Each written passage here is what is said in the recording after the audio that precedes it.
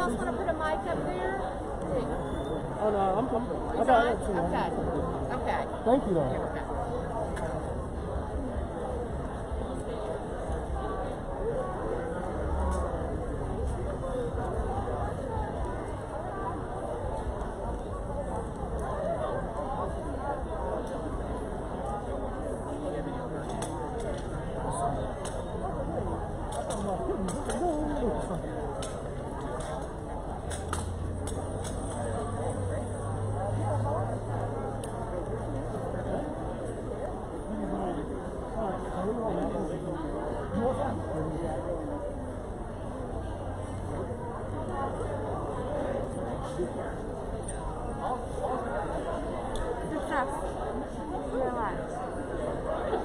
It's a little bit.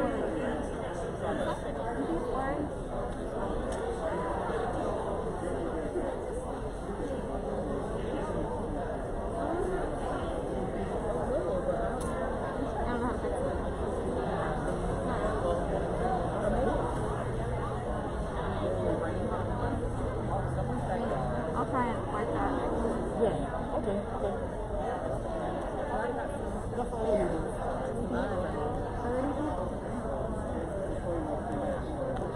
I just have it once.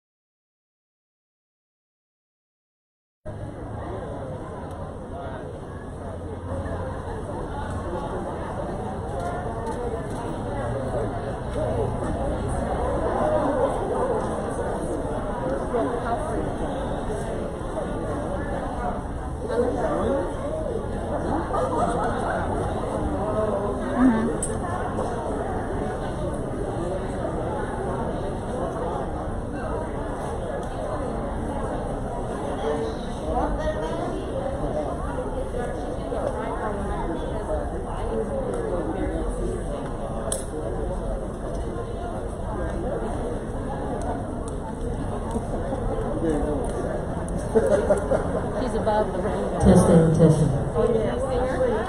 It's going to get darker and darker.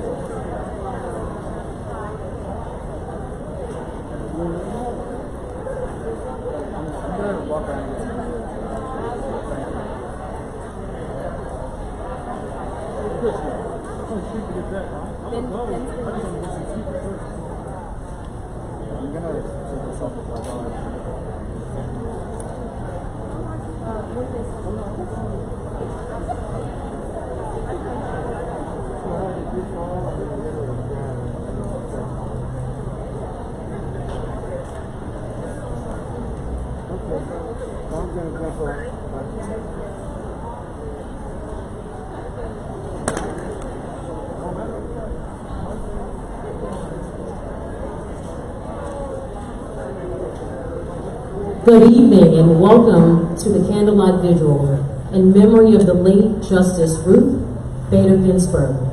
My name is Ayesha Washington and I'm the president of South Carolina Women Lawyers Association. I'm honored to be with you and want to thank the ladies whose collective efforts brought us to here to pay tribute to Justice Ginsburg. In my statement earlier this week, I highlighted some of the landmark work Justice Ginsburg did during her career as an attorney and during her time on the bench. I acknowledge that many of us know about her work for equality for women. So why did I repeat what many of us already know about her? Because repetition helps us. Repetition helps a skill, a thought, and our actions transition from conscious to subconscious. So imagine if the legacy of remarkable individuals like Justice Ginsburg were rooted in all of our subconscious, then equality for women and minorities would be natural, not forced. Deliberate, not overdue. We would see everyone as equals, regardless of gender or race. We would treat each other as we would want to be treated. Justice Ginsburg's legacy would be reality. So in the words of the late Justice Ginsburg, fight for the things that you care about, but do it in a way that will lead others to join you. We have a powerful program this evening, and without further delay, the speakers for tonight are Dr. Ed Madden, former Chief Justice Jean Toll, Vicki Esslinger, Tamika Isaac Devine, and Rabbi Jonathan Case. Before we get started, let's review some of the housekeeping issues for tonight. Please, if you can stretch your arms out. And if you're touching anyone, that means you need to move away, and let's try to practice social distancing. Make sure that you're wearing your mask in accordance with the city ordinance. If you have not done so, you can retrieve your candles from the tables placed around the perimeter. And if you would, please hold off on lighting your candles until the candle lighting portion of the program. We have a few Boy Scouts, and they will be helping us light our candles. So if you would, please thank them for their service. And at the end of the program, if you would, thank you, if you would deposit your candles in the pink receptacles around the perimeter, we'd appreciate it. We'd like to recycle the candles. And last but not least, we would like to recognize any judges in the audience. If you would, I believe Judge Frierson Smith and Judge Hood is here. And if any other judges, wave your hand. Thank you for coming. Dr. Ed Madden. In January 2015, he was appointed as Columbia's inaugural Poet Laureate. He is a well-respected professor of English and former director of the Women's and Gender Studies program at the University of South Carolina. He's the author of 4 books of poetry and an activist in the community. Diversity of viewpoints and expression is just one of the many tenets that Dr. Madden has brought to his role as Poet Laureate. Dr. Ed Madden.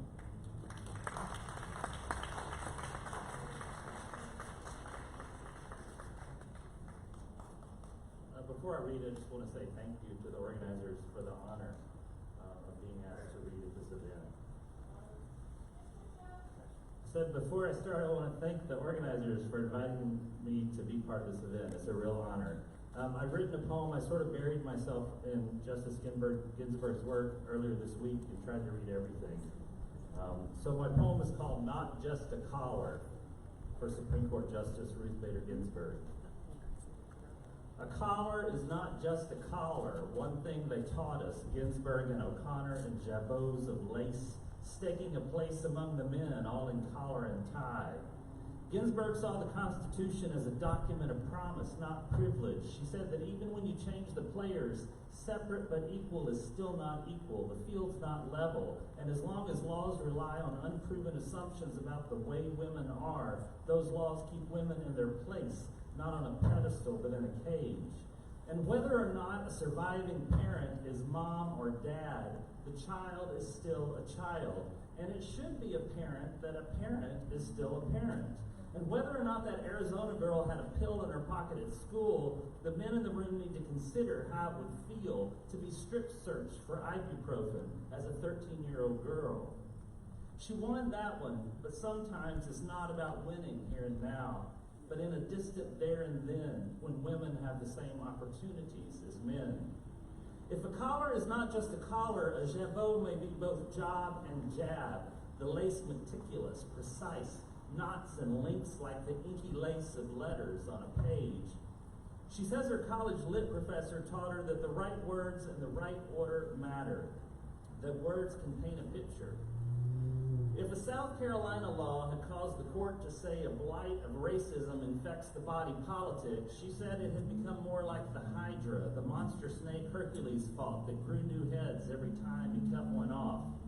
Every time a racist election law was identified and stopped, she said, others sprang up in its place, like Texas trying to disenfranchise blacks by passing the same law over and over and over again. The other judges pretended that, as Roberts said, things have changed dramatically. She said, instead, that throwing out something when it has worked and is continuing to work to stop discrimination is like throwing away your umbrella in a rainstorm because you are not getting wet. The right words in the right order. When rioters were banging on the glass doors of a Florida election office with clipboards and fists in order to shut down the recount in Bush v. Gore, she was a dogged defender of proper procedure, even if it meant a delay in naming a president. It was then she dropped the word respectfully from the usual close, writing instead, I dissent. The court, she said, does not write on a clean slate. Things accumulate, persist, like mercury in a river in Roebuck, South Carolina, even after the company changed their name to Safety Clean, then finally closed the plant. It's all moot, they said, since they had cleaned up their act, though it wasn't clear they wouldn't do it again. Or like the pay raises Lily Ledbetter received, small increments that deceived her for years. Other judges pretended that each and every pay decision she did not immediately challenge wiped the slate clean. Yet those decisions together set and kept her pay well below every other manager. There is no clean slate. There's only history, precedent, the blurred and half-erased words we write over. In 73, Ginsburg urged the court to recognize that it writes not only for this case and this day alone, but for other cases like it and others to come, asking whether a state cherishes its daughters as much as its sons, asking whether a schoolgirl has got a pill in her pocket or not, whether a raise is really a raise when it's all added up. A few years ago, the justice wrote, "Dissents speak to a future age. That's the dissenters' hope, that they are writing not for today, but for tomorrow."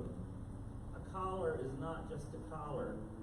When Ginsburg opened her office closet for Katie Couric, it was a glossary, a semiotics of gift and event and decision. And when she wore that spiky rhinestone-studded number she got from Glamour, we knew what it meant, dissent. And maybe it's not spikes, but 20-something dark and dazzling tongues, speaking not quite as one, but pointed, speaking up and speaking out and speaking against dissenting. For today, we are ruthless, but we speak not for today, but for tomorrow. Thank you.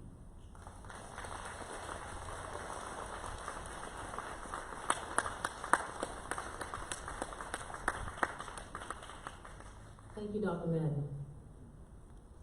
For more than 4 decades, she has been a game changer in multiple arenas, from civil rights to women's rights to other causes.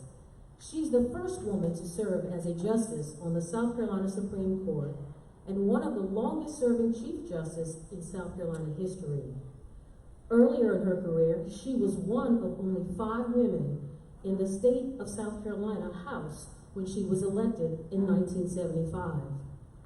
She was also the lawyer who argued the case in the early 1970s that ended the state's ban on women pages at the State House. She was assisted by a young law professor named Ruth Bader Ginsburg. She has a saying, if you get a little something, leave the ladder down and pull up your sisters on the ladder with you. She has done just that. Former Chief Justice Jean Toll.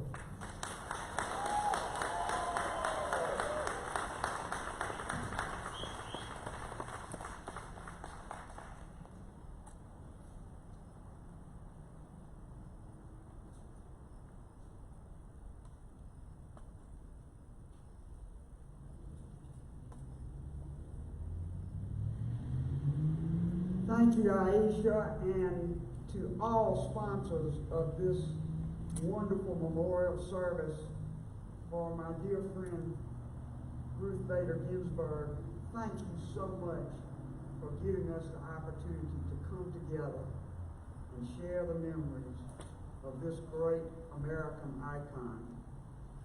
I'm going to do two things this evening. One is that I'm going to give you a tribute written by J. Michelle Childs, United States District Judge for the District of South Carolina. Michelle also has the distinction of being the current chair of the American Bar Association's Judicial Division.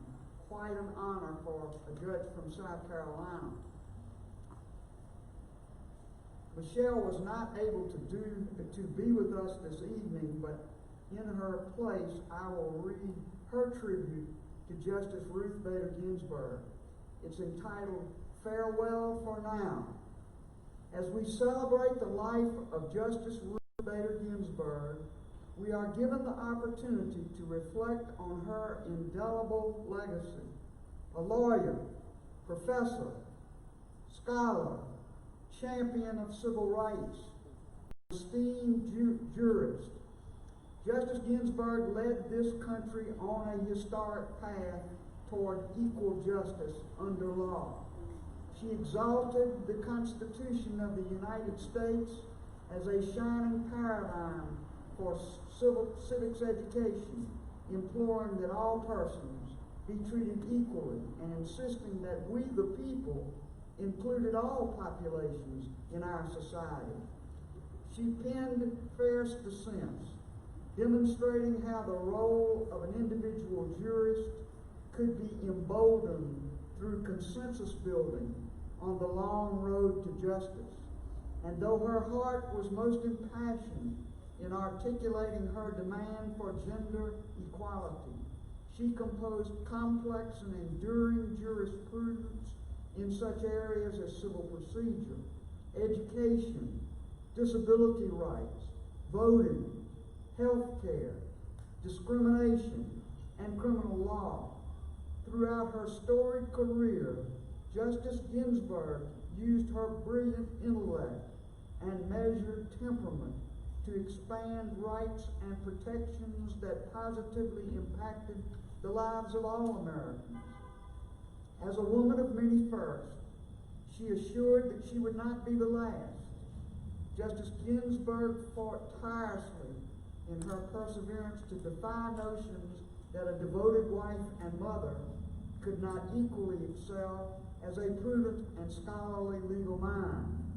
While she will be forever hailed as many things, American hero, fearless advocate, difference maker, and judicial luminary, she will most affectionately be remembered as the truly notorious RBG.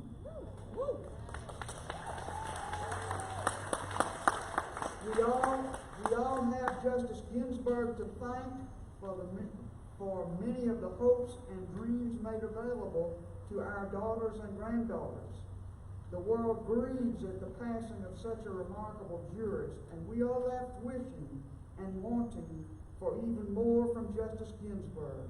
But in this year of the 100th anniversary of the 19th Amendment of women's suffrage, we will continue to celebrate her life and instill her legacy in future generations. May we honor and respect her. May she rest in peace. J. Michelle Childs.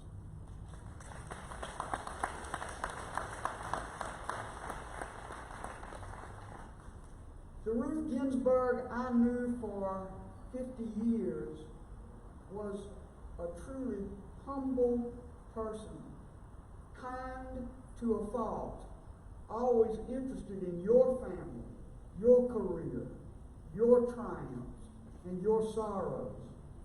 In the craft of the law to which she devoted her life, she was precise, demanding of herself and all with whom she collaborated. But her approach, beginning in 1970, to the completely unwinnable cases for gender equality which she took on, was strategic, long-thinking, and patient. Her relationship with her husband, Marty, was a true love affair between what she called life partners, and they were for 57 years. Marty was famously outgoing, but underneath that friendly veneer was a lawyer of equal brilliance, a nationally acclaimed and highly successful tax attorney. Excuse me, let me see if I can get that guy's back on mine.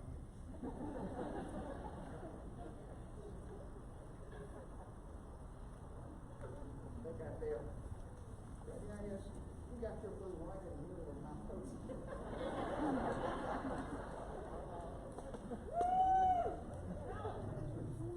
All right.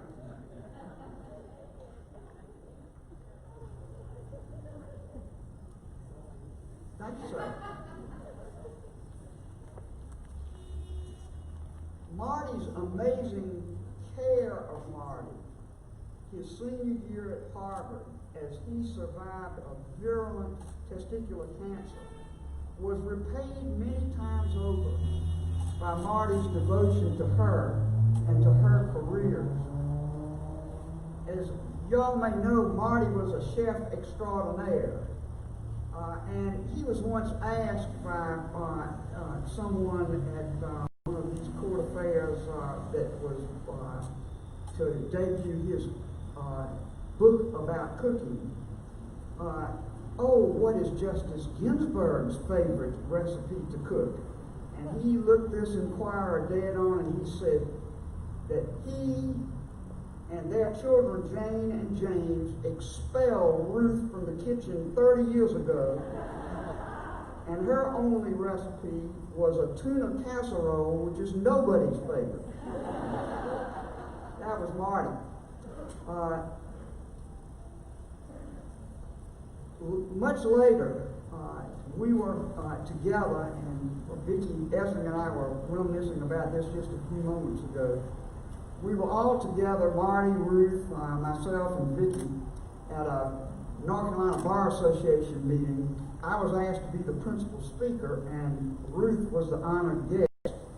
So Ruth had us to a little gathering the night before, and as soon as we were seated, she turned to me and she said, "Gene, who is Shoeless Joe Jackson? I noticed that you're speaking tomorrow about Shoeless Joe Jackson and the ethics of baseball."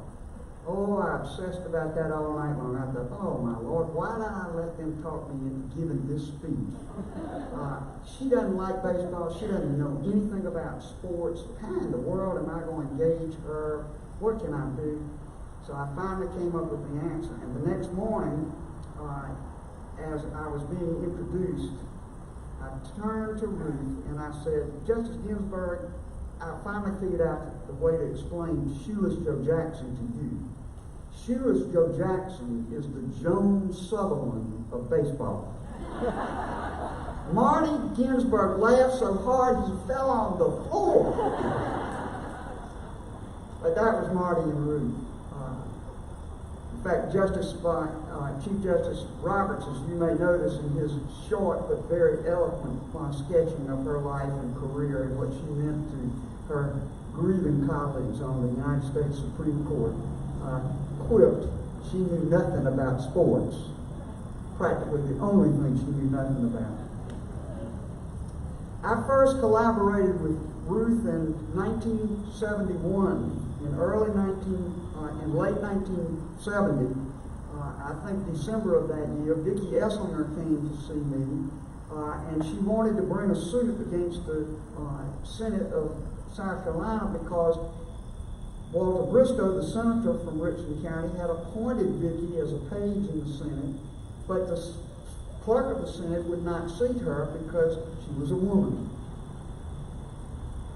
I said, of course, and I said, I'm sure that the ACLU will be interested in helping us out with this, but I said, you know, I've heard about this young professor who's got an appointment at Rutgers and Columbia, and she's one of the few women in the country that's a tenured professor at a law school right now, and she's very interested in starting a center for the study of women's rights, and I'm going to call her. So I got in touch with this young professor, Ruth Bader Ginsburg. She was very excited about this case.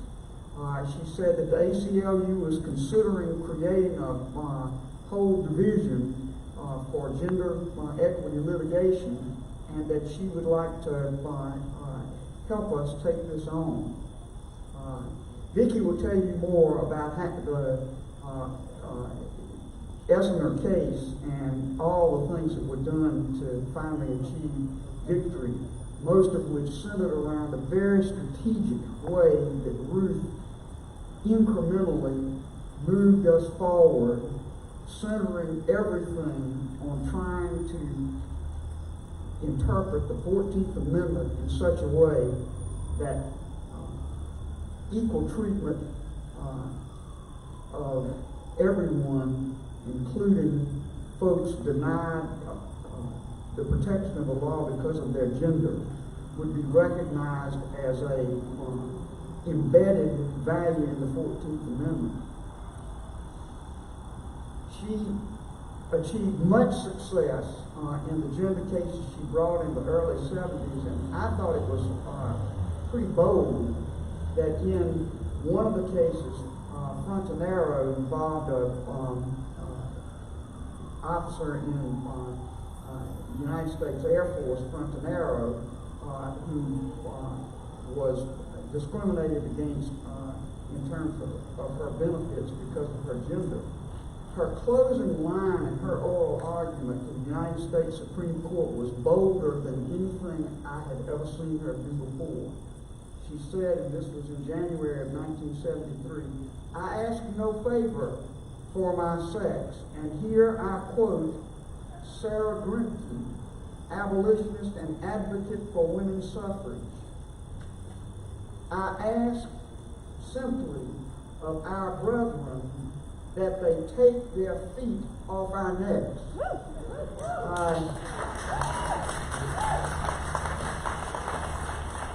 I asked Ruth about that later, and she said, "You know, Gene, I worried myself sick after I did that because I love the Grimke sisters, and you as a South Carolinian know how important they are as figures in our history, but I wondered whether I had really overstepped my boundaries." And I got a note from Justice Brennan, no longer on the court, but who was watching this matter with interest, and he said, "You hit a good shot with that one."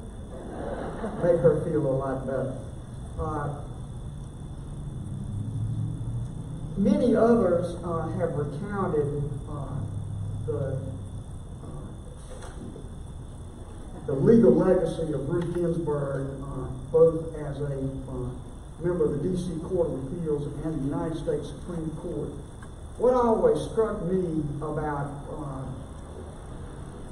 Ruth's ascension in the judicial world is the central role that Marty Ginsburg played in her success.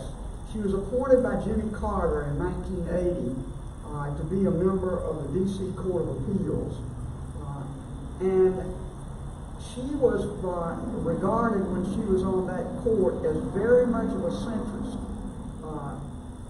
Characteristic of the way she behaved when she got to the United States Supreme Court, some of her best friends on that court were some of the super conservatives of the court, Antonin Scalia, Robert Bork, and Clarence Thomas were three of her best friends on the D.C. Court of Appeals. In fact, when it fell President Clinton's lot to appoint a successor to Byron White, who had retired, Ruth Ginsburg was quite controversial as a potential appointee among a lot of feminists in this country. Marty Ginsburg is probably more responsible for the good hard look that President Clinton took at Ruth Ginsburg in the face of what was considerable opposition from some quarters because she was considered too moderate. But Marty had given up a huge tax practice in New York to come down to Washington when she came to the court in the D.C. court in 1980. He continued to do a lot of tax work. He taught at Georgetown, but he devoted himself to her career. And he was ultimately, by most people's reckoning, the real deal breaker when Ruth was finally nominated by Clinton to succeed Byron White on the United States Supreme Court. To me, several words that have been said in recent days about Ruth bear repeating here. The first are the words spoken by Rabbi Lauren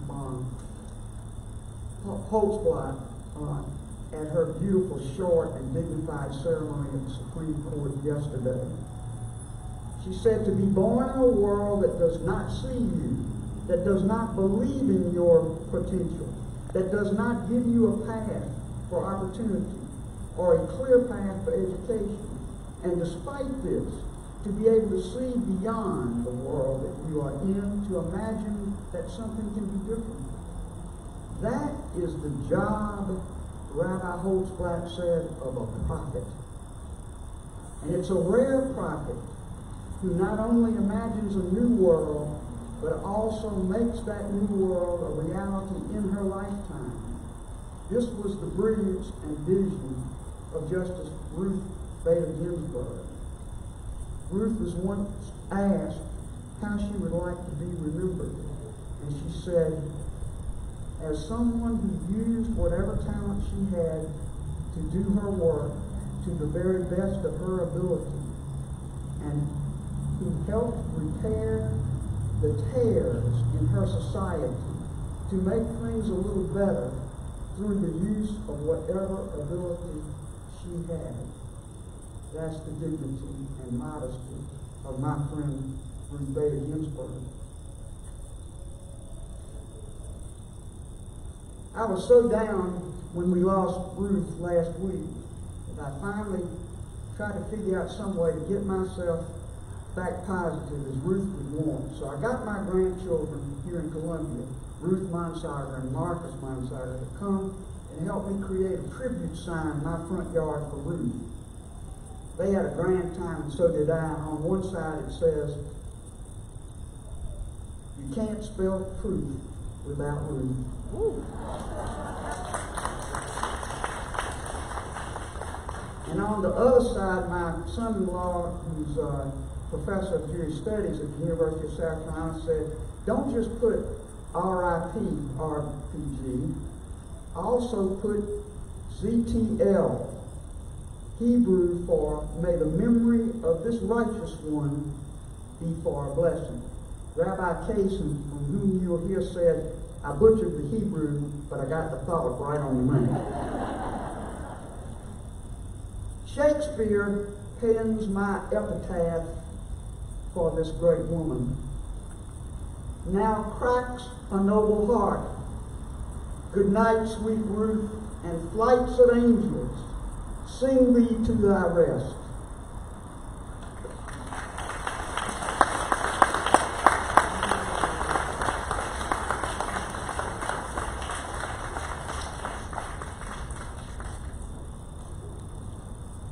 Thank you, Justice Toll. You should have brought the sign so we could put it up here in front of the podium. She has a long history of pursuing equal rights for all. In the 1970s, she filed a lawsuit which ultimately won women the right to serve as pages in the State House. She's a member at Nixon Court. She continues to be a trailblazer for the underdog, fighting for women's health and equality. Her message to young women today has two takeaways. Learn to be a leader and stand up for your principles. Vicki Esslinger.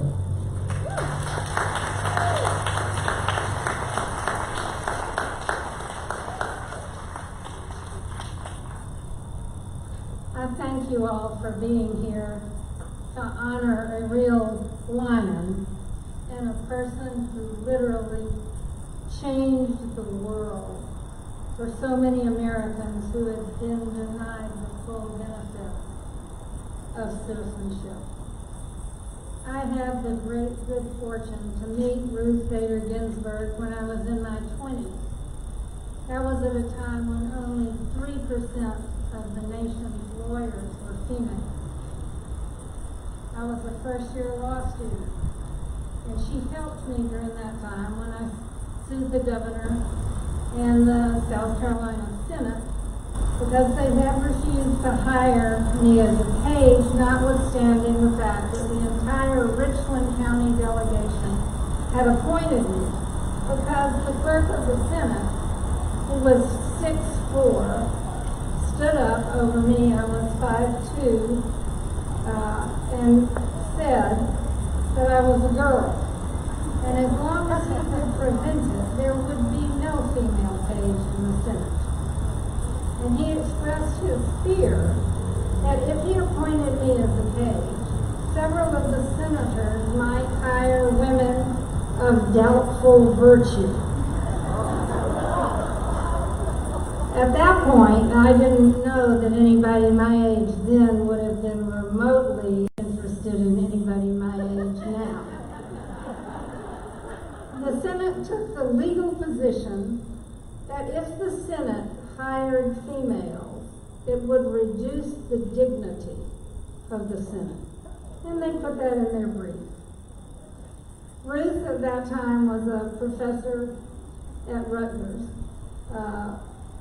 It was shortly before she founded the ACLU Women's Rights Project, and she worked with us on strategy and several briefs which were submitted in connection with various hearings, as well as the appellate brief that was submitted to the Fourth Circuit Court of Appeals. She was very supportive of me personally. She taught me that if you wanted to make any meaningful change, you had to grow a backbone. She was strategic, she was persistent, and she aimed for perfection in her work. I did not realize at the time that I was talking to and meeting with the architect of an incremental legal strategy for achieving women's rights and equality under the law. And beginning 1972, she started arguing cases before the Supreme Court, U.S. Supreme Court, and as you all know, she won 5 out of 6 of those. She worked tirelessly to get everything that she did right.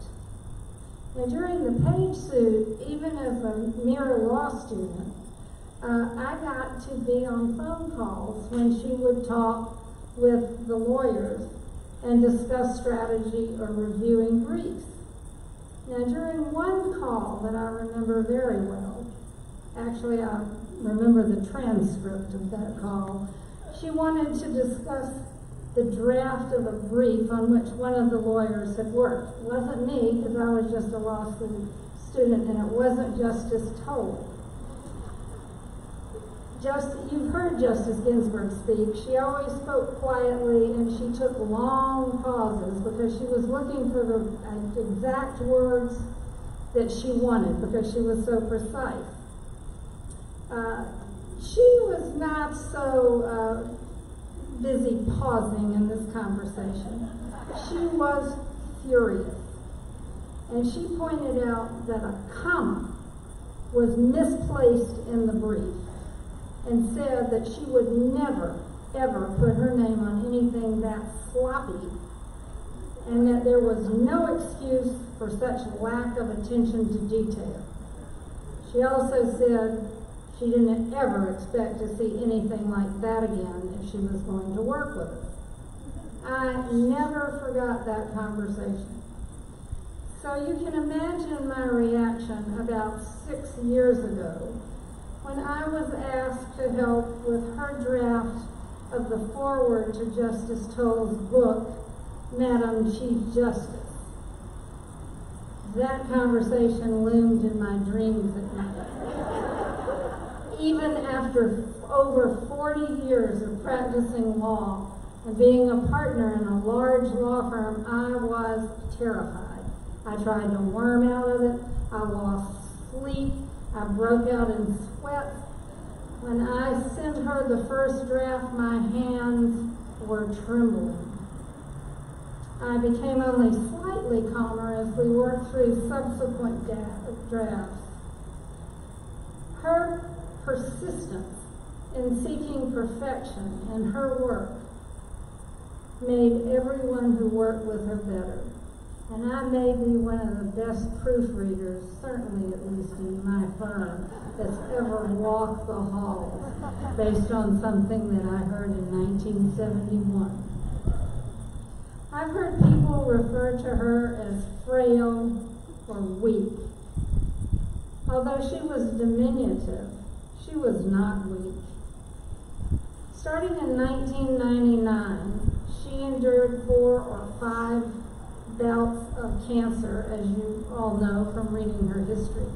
Colon cancer, lung cancer, pancreatic cancer. She underwent chemotherapy, she underwent radiation, she had surgeries, and she continued during that entire time to work to ensure that the United States Constitution belongs to every American citizen.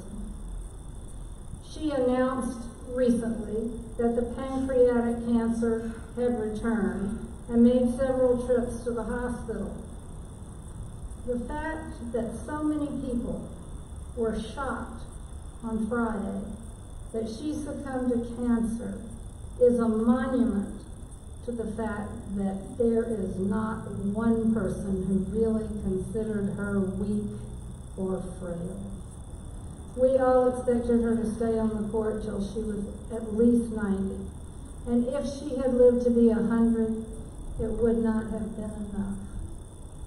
I am heartbroken over the loss of my friend, my mentor, my lawyer, and my heroine. She had a major impact on all American women, whether they know it or acknowledge it or not. As I said, she made sure that the Constitution belongs to every American. She championed race and gender equality, civil rights. She championed the disabled. She championed access to justice for all, including the less fortunate. She made her life's work overcoming odds, and she literally changed the world. I was privileged to know her, and we are all privileged to live lives she impacted and made better. She was a warrior. She protected democracy, and democracy is fragile. The rights she gained for so many Americans are fragile. We owe it to her and to our country to fight with all of our individual and collective strength to make sure that her work and her legacy endure. She would expect nothing less from us. If you have read her history, you know she endured a lot of adversity in her life. But never once will you read that she crumbled into a heap of defeat, because she did not. The day after her beloved Marty died, she was back on the bench announcing an opinion. She never gave up, and nor should we. She was smart, she was strategic, she was tenacious, and so must we be. She famously said, as was pointed out in the beginning, fight for things that you care about, but do it in a way that will lead others to join you. And she pointed out that reacting in anger or annoyance will not usually advance others to your point of view to join you. I understand that many of us feel overwhelmed and we just want to sit down and cry. But when you feel like this, ask yourself, what would RBG have done? And then get up, move forward, and keep fighting. She always said that real change, enduring change, happens one step at a time. People have asked, what can I do? I feel so helpless. Well, there's time to plot a strategy for enduring change. What can you do now? For now, be relentless. Influence every person you know, everywhere, no matter what state, to vote. And then you go vote and tell them Ruth sent you.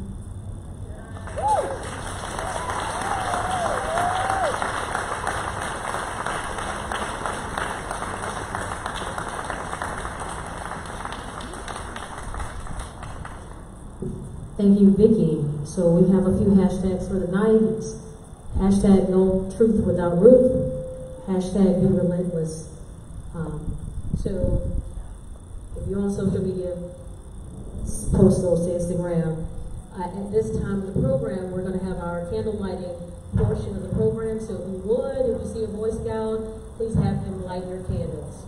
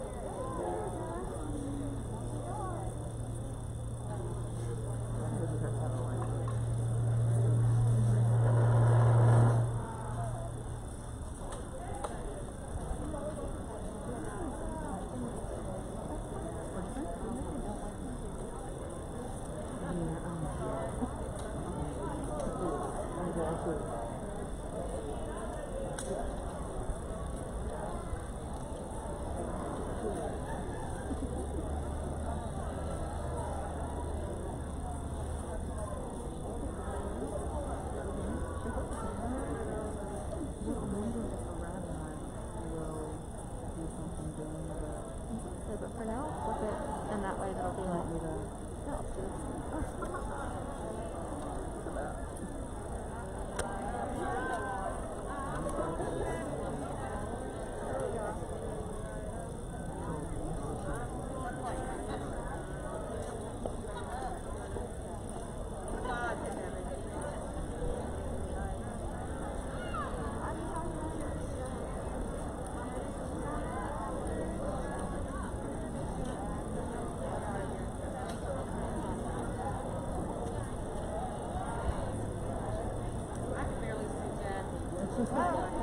If you're unable to get your candles lit, if you would hold up your cell phones with the light on.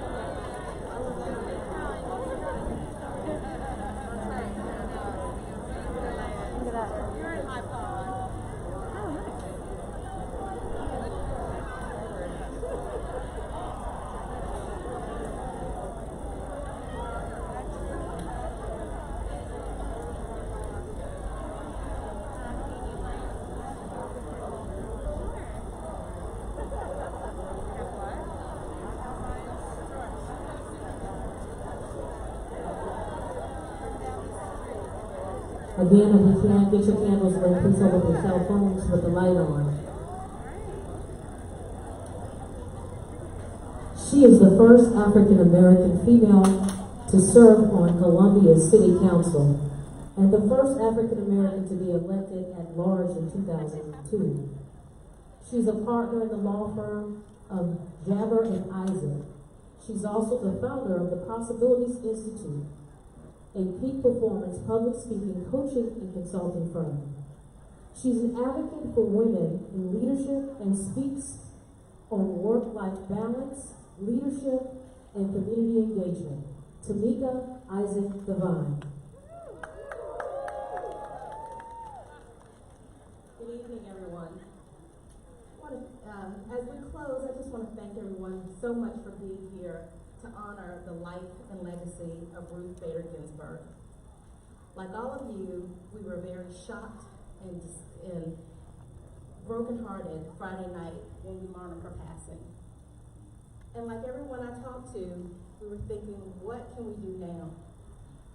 As Vicki said, it's easy to sit back and wallow and cry and feel helpless and hopeless, but that's not what Justice Ginsburg would want us to do. Our country has lost an amazing woman, but she has left an undeniable legacy in which now it's time for us to take the torch. There's so much that we can learn from her life, her work, and her legacy. From her days as a young lawyer who was discriminated against herself but still persevered, to her work to bring about a more fair, just, and equitable world, and her time on the bench writing majority and minority opinions to help create that world. And even her decades-long friendship with the late Justice Scalia, we can glean lessons that will continue her legacy. Over the last few days, I've read many of her opinions and her speeches, and I just wanted to lift up a couple of lessons that we can get from her own words. One, we must know that true leaders inspire others. As been said before, Justice Ginsburg would say, fight for the things that you care about, but do it in a way that will lead others to join you. Anybody can say they're a leader, but true leaders bring others along. Two, we must know that some of the best things in life come from our obstacles. Justice Ginsburg said, so often in life, things that you regard as an impediment turn out to be great, good fortune. We must know that through our struggles, even in the loss of Justice Ginsburg, this can turn into things that we can take forward and really truly live her legacy. Three, we must focus on the hope of the future. As Dr. Madden said, when asked about her dissenting opinions, she said, dissents speak to a future age. It's not simply to say my colleagues are wrong and I would do it this way, but the greatest dissents do become court opinions, and gradually, over time, the views become the dominant view. So that the dissenters hope that they're writing not for today, but for tomorrow. We must work for tomorrow. And lastly, we must always do something for others. Justice Ginsburg said, but if you want to be a true professional, you will do something outside yourself. Something that makes the life a little better for people less fortunate than you. So today, as we remember Justice Ginsburg, we may be sad today, but we stand up tomorrow and we continue to fight. We remember her legacy as an inspiration to always want more, to do better, and always strive to be like the notorious RPG.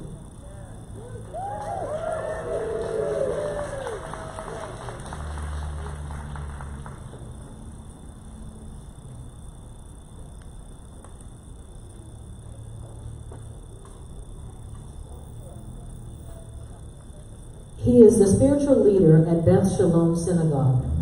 For more than 3 decades, he has been a spiritual guide for his members, guiding them to seek wholeness and completeness. Rabbi Jonathan Case.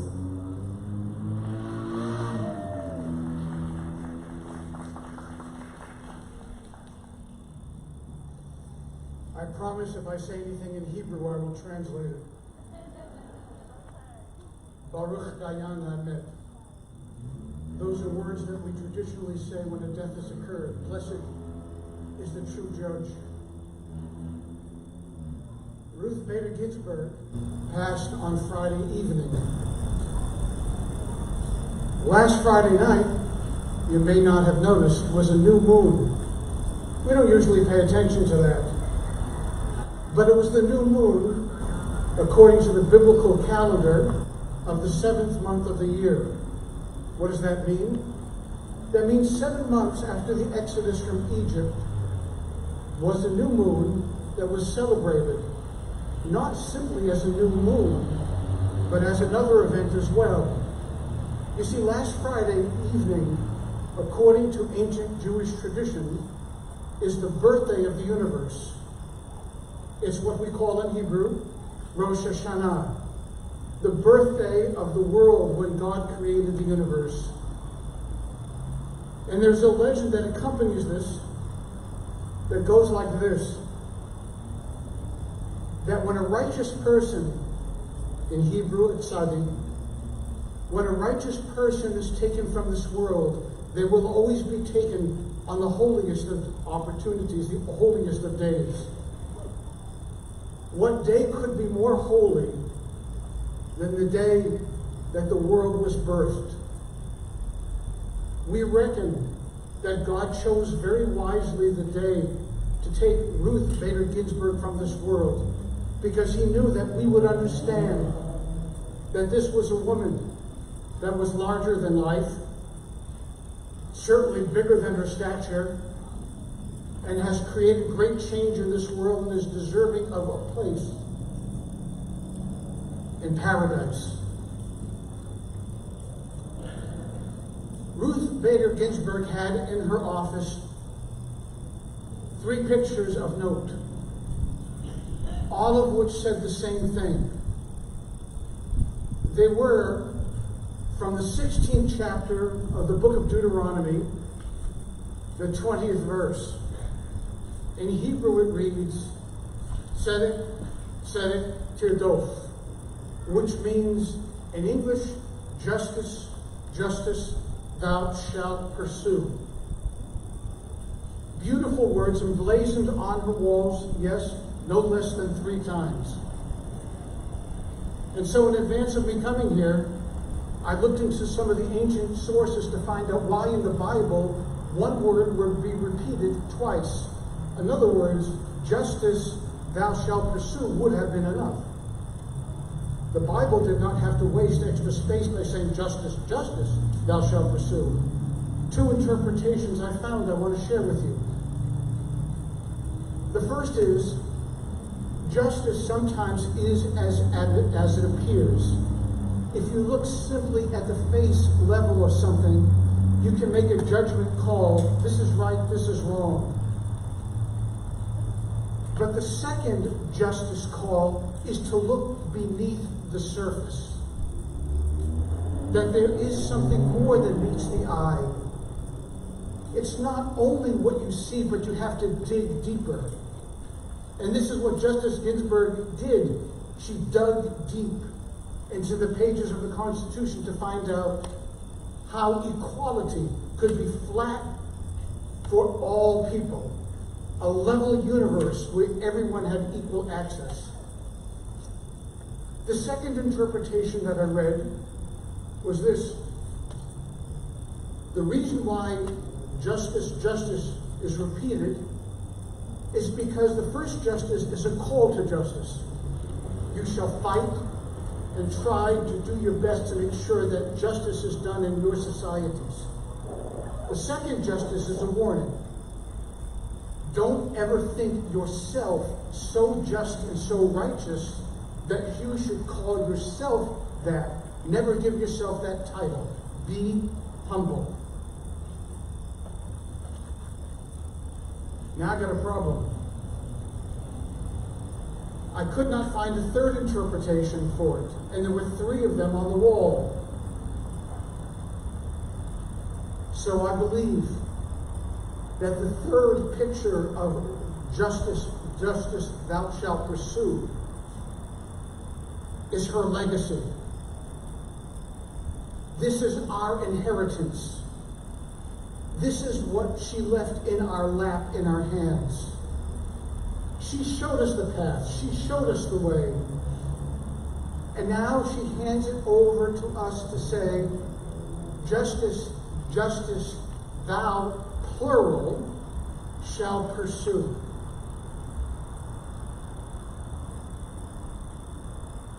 And if you'll forgive me, I would like to end with a prayer. And I said, forgive me, because I'm going to sing it.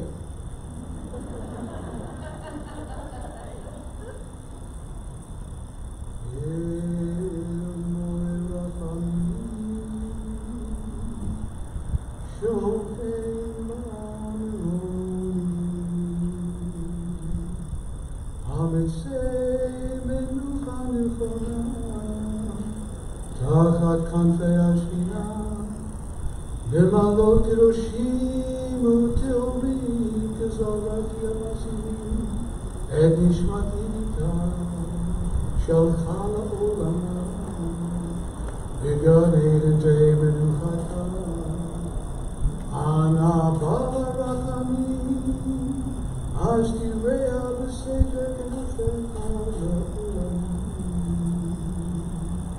ושמרתי לכם את נשמתה Adonai hu nachlata, v'tanua b'shalom, al nishkava b'doma.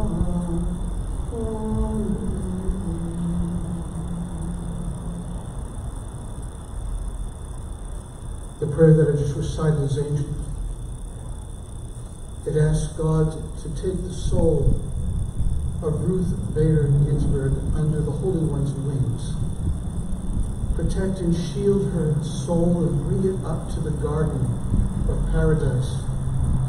And we all know and reckon that she deserves a place at the head of the table next to the holy ones who have changed the world that have come before. May she rest in peace. Zichronah livracha. May her memory be a blessing to us all. And join me in saying, Amen.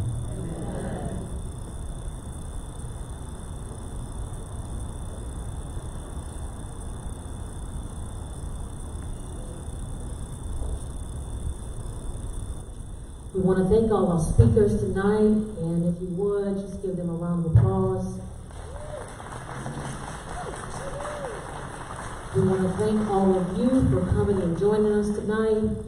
And if anything you can take away tonight, go vote and tell them Ruth sent you. Good night. If you would, put your candles in the receptacles again as you leave out. And please, any trash, if you would pick it up as well. Thank all of you, and you have a safe and good night.